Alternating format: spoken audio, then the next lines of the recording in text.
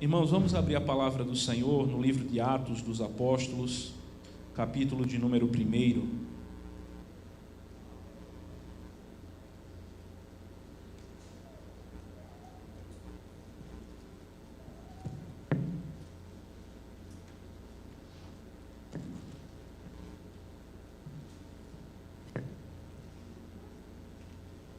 Livro de Atos dos Apóstolos, como ele, de modo geral, é conhecido e intitulado, capítulo 1, os versículos do número 6 ao versículo de número 11. O livro de Atos também pode ser compreendido como os atos que Jesus continuou a realizar por meio da sua igreja, através dos apóstolos e da sua igreja. Assim nos diz a palavra do Senhor neste livro, capítulo 1, versículo 6 ao 11. Então os que estavam reunidos perguntaram: Senhor, será este o tempo em que restaures o reino a Israel? Respondeu-lhes: Não vos compete conhecer tempos ou épocas que o Pai reservou pela sua exclusiva autoridade, mas recebereis poder ao descer sobre vós o Espírito Santo, e sereis minhas testemunhas, tanto em Jerusalém, como em toda a Judéia e Samaria e até os confins da terra. Ditas estas palavras, foi Jesus elevado às alturas, à vista deles, e uma nuvem o encobriu dos seus olhos. E estando eles com os olhos fitos no céu, enquanto Jesus subia, eis que 2 varões, vestidos de branco, se puseram ao lado deles. E lhes disseram: Varões galileus, por que estáis olhando para as alturas? Esse Jesus que dentre vós foi assunto ao céu, virá do modo como o viste subir. Amém. Senhor, nessa noite, mais uma vez, a Tua igreja se reúne em celebração.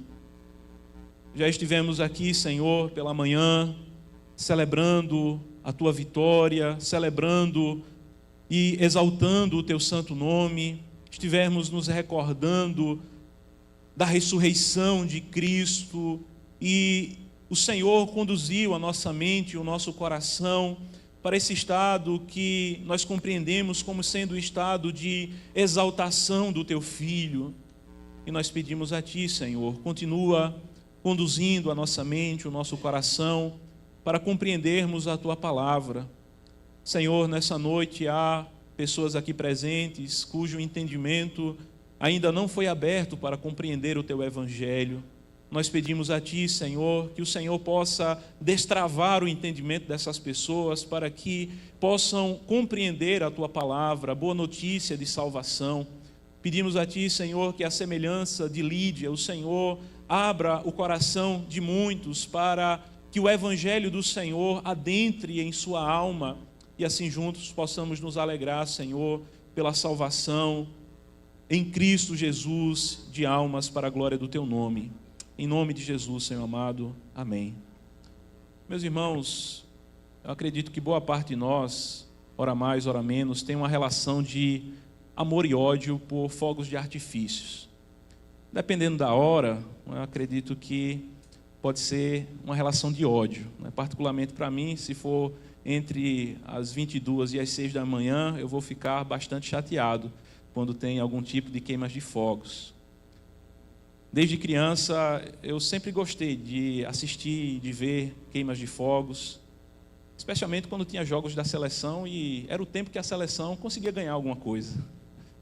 E eu achava legal quando tinha a queima de fogos. É um símbolo de celebração, de festa, de alegria na nossa cultura moderna. E eu sempre gostei, por vezes, de assistir os fogos explodindo, aqueles fogos coloridos. Por vezes é algo a causar incômodo pela zoada também. Mas eu também gostava, até certo ponto da minha vida, de ver as queimas de fogos do Réveillon. Algo que muitos de nós certamente ainda faz. Nós saímos para ver a queima de fogos. E é algo que traz alegria, é algo que tem um símbolo de celebração, é algo que faz com que as pessoas fiquem emocionadas, é algo que faz com que as pessoas fiquem com sentimentos, não é, de esperança, pensando em algo bom, pensando em alguma coisa que vai elevar as emoções das pessoas. E aqui, meus irmãos, nós, por assim dizer, podemos ver os fogos de Deus sendo acendidos. Nós podemos ver a celebração, a exaltação de Cristo como sendo um grande foguedo de Deus, celebrando a vitória e a exaltação do seu Filho, aquele que não foi deixado na morte, como nós refletimos pela manhã.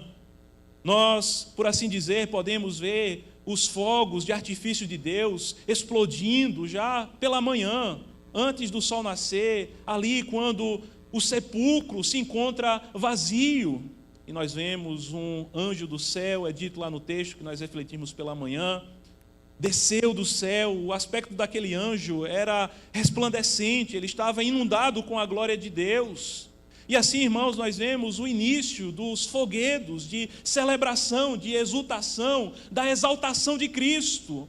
Nós podemos pensar que houve alegria no céu, porque o Salvador, ele ressurgiu dos mortos. Deus estava cumprindo as suas promessas. Jesus não foi deixado na morte, o seu corpo não viu corrupção, ele venceu a morte, e porque ele venceu a morte, agora os discípulos que estavam tristes, eles poderiam exultar. A promessa de Cristo estava se cumprindo. Jesus havia dito para os discípulos: olha, o mundo vai se alegrar e vocês vão ficar tristes, mas a tristeza de vocês vai ser convertida em alegria. Vocês vão ficar super felizes, porque algo extraordinário vai acontecer. E de fato aconteceu. Jesus ressuscitou dentre os mortos. É nos dito no texto que nós lemos lá de Mateus 28 e expomos pela manhã, que as mulheres ficaram muito alegres, certamente como se encontrou o povo do Senhor lá no Salmo de número 126, saltando de alegria, o coração cheio de júbilo, a boca transbordante de alegria. Foi assim, irmãos, que Deus deu início a este momento de exaltação do seu Filho, aquele que foi feito cabeça da igreja, aquele que morreu, mas que ressuscitou, e a sua morte foi pontual, não se repete. Ele foi elevado a uma posição superior, ele é o cabeça da igreja, e não existe outro cabeça da igreja senão Jesus Cristo. Com isso, irmãos, nós apontamos e condenamos o erro da igreja, que se diz igreja católica, apostólica, romana, quando eleva o Papa à condição de vicários Filis Dei, substituto do Filho de Deus na terra. Não existe outro, além de Jesus Cristo, que seja o cabeça da igreja. Jesus não tem um substituto, Jesus não tem alguém que se coloque no lugar dele. Ele é o sacerdote eterno da igreja, ele é aquele que intercede por nós, junto ao trono de Deus. Ninguém pode substituir a Cristo. E essa é uma verdade, irmãos, que precisa ser enfatizada em nossos dias. Há muitos que estão saindo da igreja protestante e voltando para Roma. E este é um grande erro, é um grande engano. Quando fazem isso, estão negando aquele que ressuscitou dos mortos. E aquele que de fato nos substituiu pelos nossos pecados. E está negando a Cristo. Na exaltação de Cristo, ele começa em sua exaltação sendo ressuscitado dentre os mortos. É um dos primeiros pontos que nós podemos observar no que diz respeito à exaltação de Cristo. Mas a celebração continua, irmãos, no que diz respeito à exaltação de Cristo. Nós compreendemos não apenas a sua ressurreição, mas também a sua ascensão. E é o que nós lemos aqui no texto desta noite. A ascensão está apresentada tanto lá no final do livro de Lucas, como no início aqui do livro de Atos.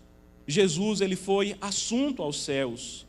Mas a ascensão de Cristo não se dá apenas naquele momento em que os discípulos o veem sendo elevado aos céus. é compreendido em todo o momento, desde a ressurreição até que, enfim, ele sobe aos céus. E nesse momento de ascensão, Cristo esteve se revelando aos seus discípulos. Ele comeu com os discípulos, ele conversou com os discípulos, ele expôs as Sagradas Escrituras aos discípulos, de modo que o coração deles ardia enquanto o Cristo discorria nas Sagradas Escrituras aquilo que diz respeito à sua própria pessoa. E o coração deles ali foi aquecido pelo ensino de Cristo. Cristo esteve caminhando com eles, Cristo se revelou a eles, Cristo lhes deu ordem. A exaltação de Cristo e a sua ascensão, ela traz consigo essa repercussão, tanto de Cristo sendo glorificado, assim como as mulheres o adoraram, se prostrando aos seus pés, como traz consigo também uma ordem para a evangelização. Jesus diz: ide por todo mundo, pregai o evangelho a toda a criatura.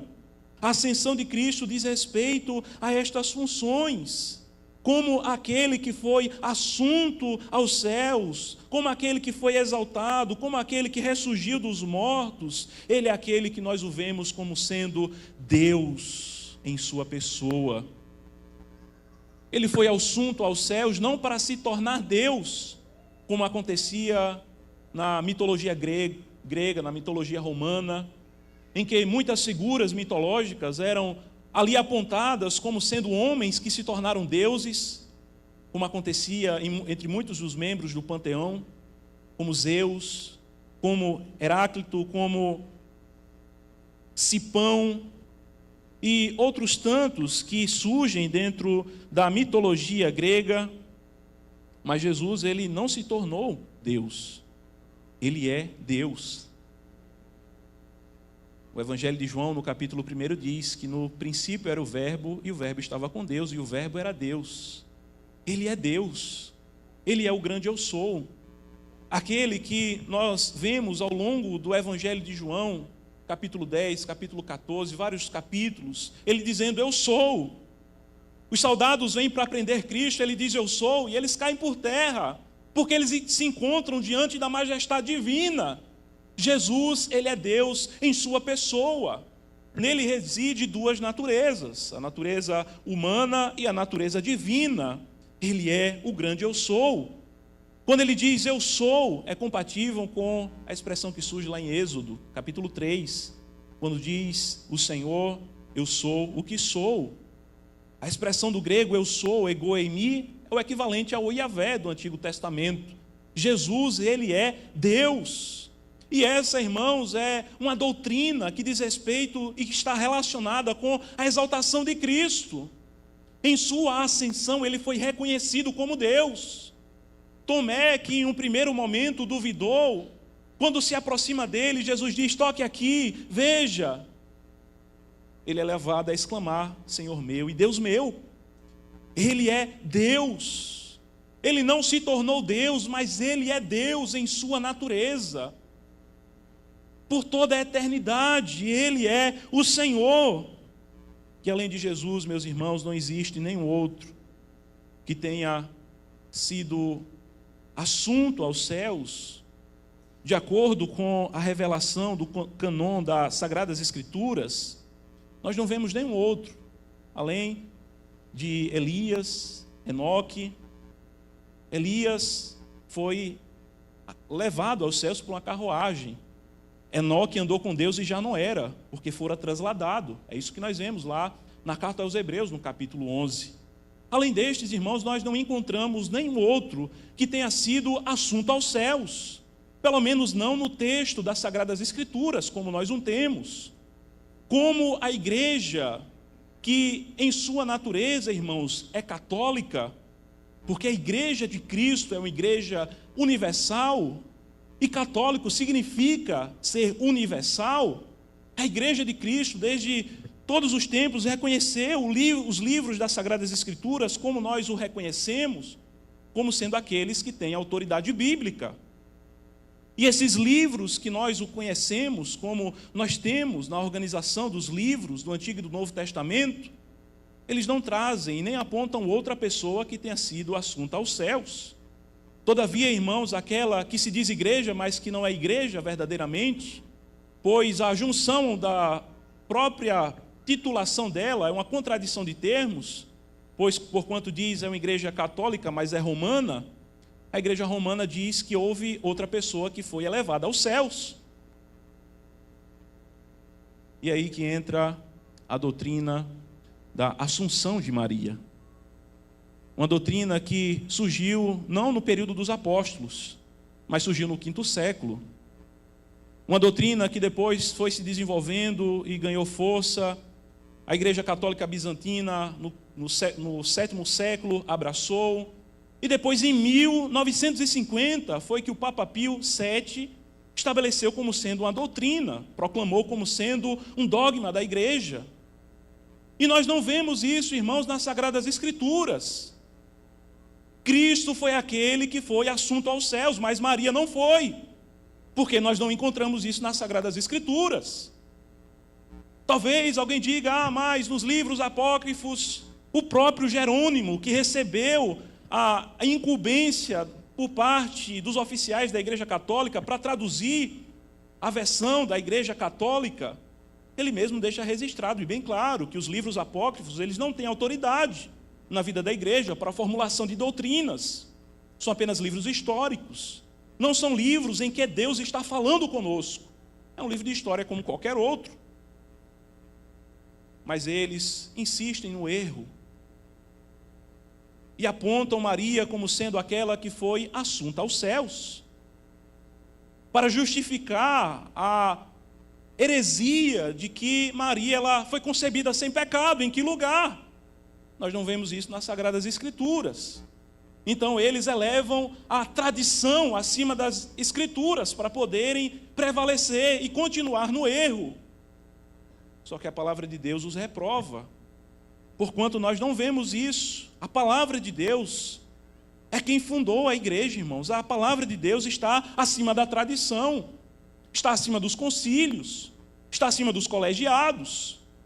E são verdades, irmãos, que no cotidiano as pessoas, na nossa região, elas trazem consigo em sua mente, porquanto o catolicismo ainda é muito forte. Nós estamos em uma região onde há muita idolatria. E as pessoas, elas ficam com essas invencionices, essas doutrinas carnais e que são demoníacas, porquanto afasta o coração dos crentes de Cristo e os conduz para outro foco. O foco deixa de ser Cristo e passa a ser Maria. Não faz muito tempo que, ou na verdade faz alguns anos que eu assisti uma reportagem que um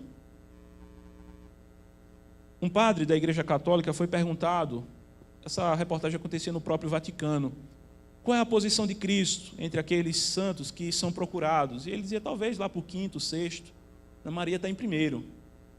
Então veja, irmãos, como é terrível o engano daqueles que são conduzidos não pelas Sagradas Escrituras, mas por invencionices humanas.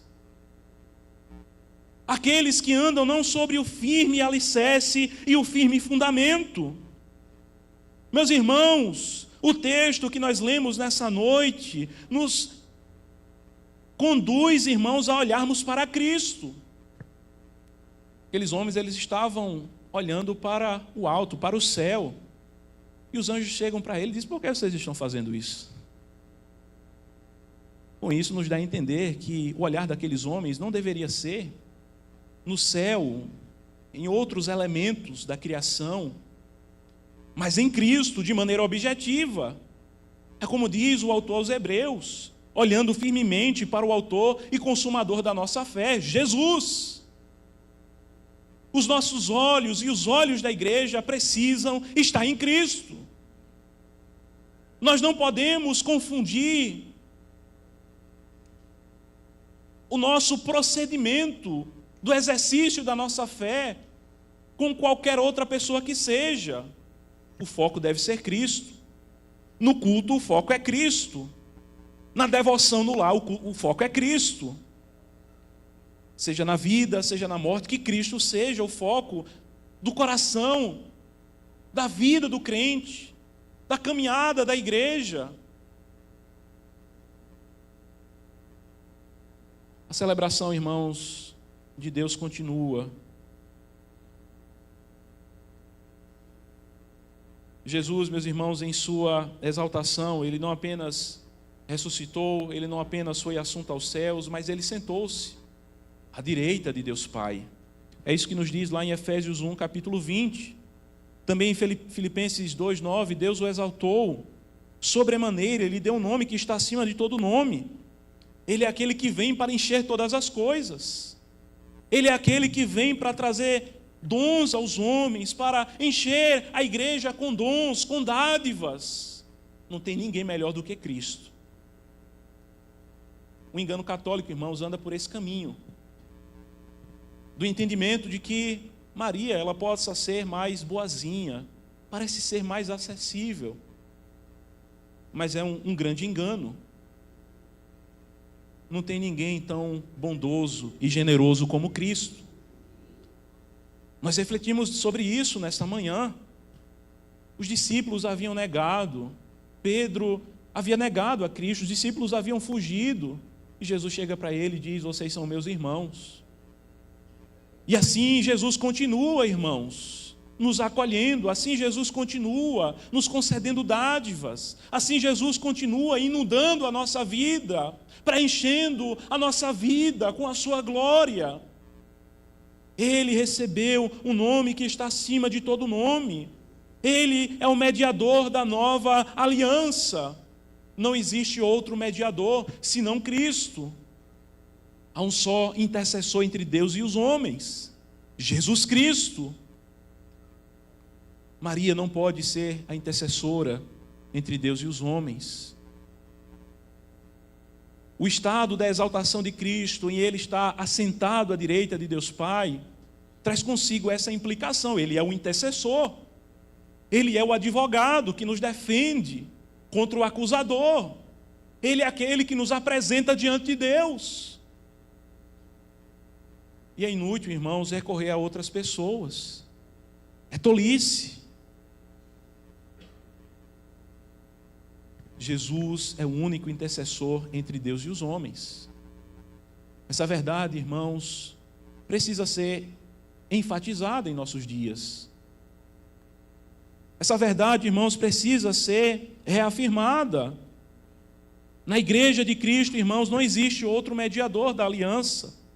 Na igreja de Cristo não existe outro que seja o sacerdote da igreja. Veja, na igreja romana, é dito que aquele que está à frente, ele é o sacerdote.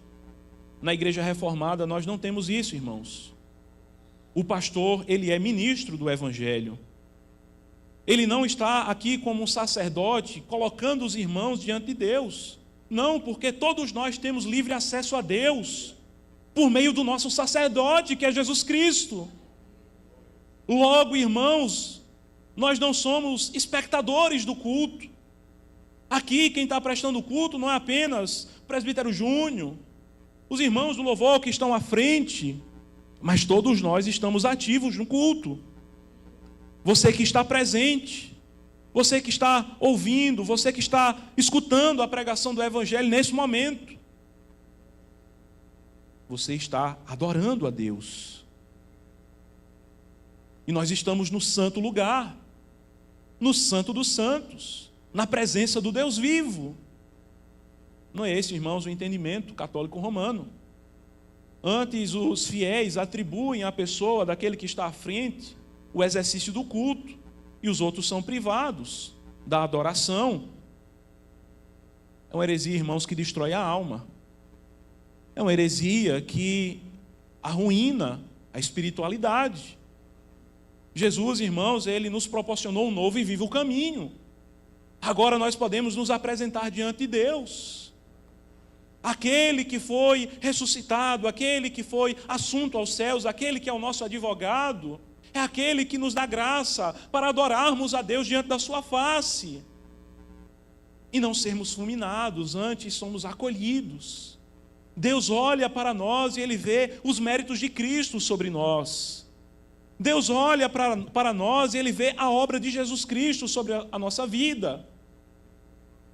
Do nosso sacerdote, que se compadece de nós. Jesus é assim, irmãos, é um sacerdote. Os sacerdotes, eles se compadeciam daqueles que erram, daqueles que pecam. É isso que diz a carta aos Hebreus. E Jesus, ele faz isso pela nossa alma. Ele se compadece de nós. Quando você pecar, você não precisa correr da face de Cristo. Você não precisa, como alguns dizem, eu preciso me redimir primeiro, eu vou fazer algumas obras para compensar o erro que eu fiz, eu vou fazer uma boa obra, eu vou dar esmolas, eu vou pagar promessa, eu vou andar de joelhos daqui a não sei quantas. O crente não precisa fazer isso. O crente da verdadeira Igreja Católica. Porque, irmãos, essa é uma mensagem que eu tenho repetido e comecei recentemente lá na feira, nas pregações na rua, lá em Vertentes, anunciar essa verdade, que nós é que somos os católicos verdadeiramente. A nossa fé é universal, uma fé, irmãos, que não se está fundamentada em um fundamento que é como areia, mas está edificada sobre a rocha. Nós somos Igreja Católica no sentido universal. Nós, irmãos, confessamos que a nossa fé é uma fé que abrange todos aqueles que em todos os tempos, em verdade, invocam o nome do Senhor. Não apenas aquele que é presbiteriano, mas o batista também. E todas as igrejas que em verdade invocam o nome do Senhor. Mas não é essa a doutrina romana. Sabe, por vezes você conversando com um católico, e ele costuma dizer isso: eu não gosto de crente, só eles têm a salvação, só eles vão para o céu. Na verdade, quem prega isso é a Igreja Católica Romana, a exclusividade na denominação dela. O crente verdadeiramente católico, ele reconhece a universalidade da fé. Uma fé, irmãos, sobre a qual não está edificada sobre um fundamento de uma denominação, mas está fundamentada em Cristo. Está fundamentada naquele que é o fundamento da igreja. Por isso, irmãos, nós dizemos que verdadeiramente somos nós que somos católicos. Essa mensagem, irmãos, é para dar um nó na cabeça de muita gente. As pessoas vão dizer assim: como é que é isso? E aí você vai começar a explicar e dizer para ela: católico porque nós acreditamos na fé universal. Nós cremos na doutrina dos apóstolos. Nós cremos na palavra de Deus, como foi pregada e anunciada no Antigo e no Novo Testamento. Todavia, nós não somos romanos, porque o nosso fundamento é Cristo. Essa é uma mensagem, irmãos, para você levar para o seu parente, que é católico, para o seu amigo, para aquela pessoa que tem aversão a tudo que se diz evangélico. Leve essa verdade para eles. Precisa ser proclamada. Como nós estamos refletindo, a exaltação de Cristo, ela tem essa repercussão de que nós possamos sair da nossa acomodação e ir e fazer discípulos e pregar o evangelho. Nós precisamos pregar, irmãos, essas verdades. Há uma necessidade muito grande, irmãos, porque o nosso Brasil tem definhado já faz séculos no catolicismo. E precisa, irmãos, haver um reavivamento da fé saudável, que vem por meio das Sagradas Escrituras, que vem por meio de uma compreensão adequada acerca da exaltação de Cristo. A ascensão de Cristo, irmãos, e o estar assentado à direita de Deus, conduz, irmãos, por assim dizer, a última queima de fogos, a última celebração daquilo que nós compreendemos da exaltação de Cristo, que é a sua segunda vinda. Aquele que morreu, que ressuscitou, que foi assunto aos céus, que está assentado à direita de Deus Pai, ele vai vir para julgar o mundo com justiça, para julgar os povos com equidade. Ele virá, irmãos, e a igreja anseia com grande expectativa o dia da vinda de Cristo. Como diz lá em 1 Tessalonicenses, dada a palavra de ordem, ouvida a voz do arcanjo e o ressoar da trombeta de Deus, descerá do céu Jesus Cristo. E a igreja diz: Maranata, ora vem, Senhor Jesus. A igreja, irmãos, anseia por a vinda de Cristo. Mas não é assim, irmãos, que aconteceu no ano 2000, quando alguns padres da Igreja Católica, na virada do século, se esconderam.